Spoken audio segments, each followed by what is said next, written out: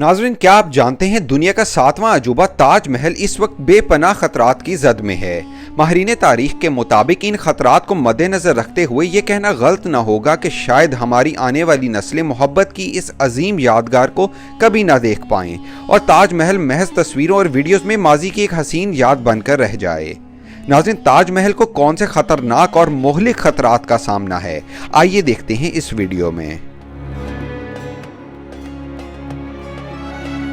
नाज़रीन, ताज महल भारत के शहर आगरा से बाहर दरिया जमुना के जनूबी किनारे पर वाक़या है। इसे मुगल शहंशाह शाहजहां ने अपनी मलका मुमताज़ की याद में तामीर करवाया। सन 1612 में शाहजहां ने मुमताज़ से शादी की। 19 साल खुशो खुरम जिंदगी गुजारने के बाद सन 1631 में बुरहानपुर के कस्बे में मलका मुमताज़ इंतकाल कर गई। इंतकाल से कबल मलका मुमताज़ ने शाहजहां से ये आखिरी अल्फाज कहे कि मेरे मरने के बाद तुम दूसरी शादी ना करना और मेरे लिए तुम एक ऐसी यादगार तामीर करवाना जिसे दुनिया हैरत से देखे। शाहजहां ने यह वादा निभाया और ऐसी खूबसूरत इमारत तामीर करवाई जिसका शुमार दुनिया के 7 अजूबों में होता है। अमरीकी सदर कैनेडी की बीवी जैकी कैनेडी जब भारत के सरकारी दौरे पर इंडिया आई तो ताज महल को देखकर अखबारी नुमाइंदों से अपने तासुरात बयान करते हुए कहा कि ये इमारत इसलिए देखने आई हूँ कि क्या कोई मर्द औरत से वाकई ही इतना प्यार कर सकता है। शाहजहां ने ताजमहल की तामीर के लिए हिंदुस्तान, ईरान और वस्ती एशिया के आर्किटेक्चर्स को बुलाया और इसका डिज़ाइन पहले खुद पसंद किया। फिर 1632 में इसकी तामीर शुरू हुई। 22 साल के अरसे में ताजमहल मुकम्मल हुआ। 22,000 मजदूरों ने इसे मुकम्मल करने में दिन रात मेहनत की। इमारत मुस्ततील शक्ल में है। इसकी लंबाई 1902 फुट यानी कि 580 मीटर, चौड़ाई 1002 फुट यानी कि 305 मीटर है। इस मुस्ततील जगह के मरकज में एक बड़ा बाग है जो मुरब्बा शक्ल में बना हुआ है। इसमें दाखिल होने के लिए 4 दरवाजे हैं जिनमें एक बड़ा और 3 छोटे दरवाजे हैं। ये चारों सुर्ख पत्थर से बनाए गए हैं। अंदर दाखिल होने के लिए बड़ा दरवाज़ा इस्तेमाल किया जाता है। इस पर खूबसूरत फूलों के नमूने बनाए गए हैं और कुरान करीम की आयात भी कंदा हैं। मरकजी दरवाजे के नीचे सीढ़ियों के जरिए बाग में दाखिल होने का रास्ता है जो फूलों की खुशबुओं से भरा हुआ है। हौज में फवारे लगे हुए हैं और हौज के ऊपर एक चबूतरा और उसके ऊपर एक बड़ा संगे मरमर का चबूतरा मौजूद है। इस चबूतरे की दीवार में एक तरफ सफ़ेद पत्थर और एक तरफ जीना है। इस चबूतरे के वस्त में रोजे की इमारत मौजूद है। मकबरा में जा बजा पूरा कुरान पाक लिखा हुआ है। मकबरा 21 फुट यानी कि 7 मीटर बुलंद है। तारीखी शवाहिद के मुताबिक असल कब्रें संगे मरमर के तहखाने में मौजूद हैं। नाज़रीन, ताज महल मुकम्मल करने पे शाहजहां बादशाह ने उस जमाने में 50 मिलियन रुपए खर्च किए थे।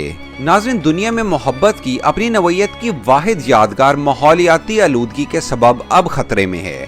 ताज महल का हुस्न खराब हो रहा है। राजस्थान की तरफ से आने वाली तेज गर्म रेतली हवाओं ने ताज महल के सफेद संगे मरमर को पीला करना शुरू कर दिया है।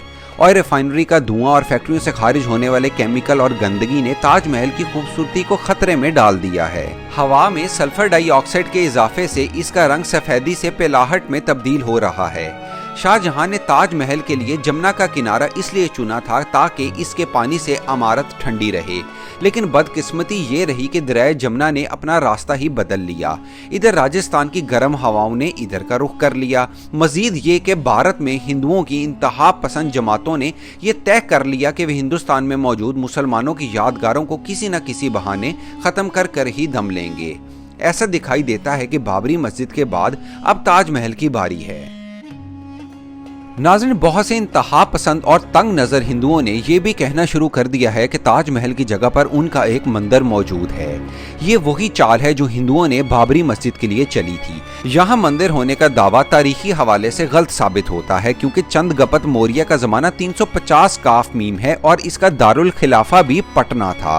नाज़रीन, सन 1984 में भारत के एक हिंदू एडवोकेट ने ताजमहल के हुस्न को बचाने के लिए अदालत में रिट दायर की, जिसका फैसला 30 दिसंबर सन 1996 को सुप्रीम कोर्ट ने यह दिया कि ताजमहल के इर्द गिर्द सनती इदारों को दूसरे मकामात पर मुंतकिल किया जाए जिनकी मौजूदगी से ताजमहल की खूबसूरती मुतासिर हो रही है। सुप्रीम कोर्ट ने ताजमहल के इर्द गिर्द 500 मीटर के दायरे में दरख्त लगाने की भी हिदायत की। सुप्रीम कोर्ट के इस हुक्म से तकरीबन 1000 कारखानों को यहाँ से मुंतकिल करना पड़ा, मगर आज भी बहुत से कारखाने यहाँ तो दोबारा शुरू हो गए हैं या पहले से ही यहाँ पर मौजूद हैं। महकमा जंगलात ने यहाँ शीशम, नीम, जामन और दीगर दरख्त लगाने के लिए जमीन हासिल की और यहाँ पर शजरकारी की।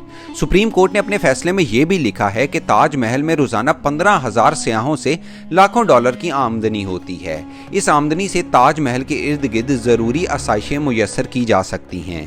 بعض ماہرین کا یہ کہنا ہے کہ تاج محل کو صنعتی علاقوں کی آلودگی سے زیادہ ٹریفک اور ڈیزل جنریٹرز سے بھی خطرہ ہے۔ ناظرین، دوسری جنگ عظیم میں پیرس کی خوبصورتی اور مصوروں کے نایاب نوادرات کو بچانے کے لیے فرانس اور یورپ کے تمام ممالک نے ہٹلر سے اسے بچانے کی اپیل کی تھی۔ فرانس نے ہٹلر کے آگے پیرس کو بچانے کی خاطر ہتھیار ڈال دیے تھے۔ ہٹلر جیسے سنگ دل اور جنگجو انسان نے بھی پیرس جیسے خوبصورت شہر پر حملہ آوری روک دی تھی۔ جرمن فوجیں خاموشی سے پیرس شہر سے گزر گئیں اور پیرس کو تباہی سے بچا لیا تھا۔ ہندوستان کی اتنی بڑی حکومت ایک عمارت پر رحم نہیں کر سکتی۔ تاج محل کسی انگریز حکمران کی یادگار نہیں ہے، اپنے ہی ملک کے بادشاہ کی تعمیر کردہ یادگار ہے۔ ہندو قوم تعصب کی بنا پر اسے ختم کرنا چاہتی ہے کہ یہ ایک مسلمان بادشاہ کی تعمیر کردہ عمارت ہے۔ تاج محل کی بین الاقوامی شہرت کا ثبوت انٹرنیشنل ریفرنس کتابوں میں ملتا ہے۔ انگریزی، فرانسیسی، جرمن اور چینی زبانوں میں شائع ہونے والے انسائکلوپیڈیا میں تاج محل کا ذکر موجود ہے، جسے نئی نسل بھی واقف ہو رہی ہے۔ تاج محل ایک انٹرنیشنل عمارت ہے جس کی تصویر دنیا کے تقریباً ہر گھر میں موجود ہے۔ لوگ اس عمارت کے حسن سے بے حد متاثر ہیں۔ موجودہ دور میں یہ سارا کریڈٹ بھارتی حکومت کو ہی ملتا ہے۔ بھارتی سپریم کورٹ کے فیصلے کو آج بھی قدر کی نگاہ سے دیکھا جاتا ہے، مگر اس پر عمل درآمد بے حد مشکل ہے۔ کاش اس پر عمل ہو جائے اور یہ خوبصورت عمارت بچ جائے اور دنیا کی یہ 7واں عجوبہ تعصب کی نظروں سے محفوظ ہو جائے اور آنے والی نسلوں کے لیے ماضی کی ایک خوبصورت اور حسین یادگار بن کر رہے۔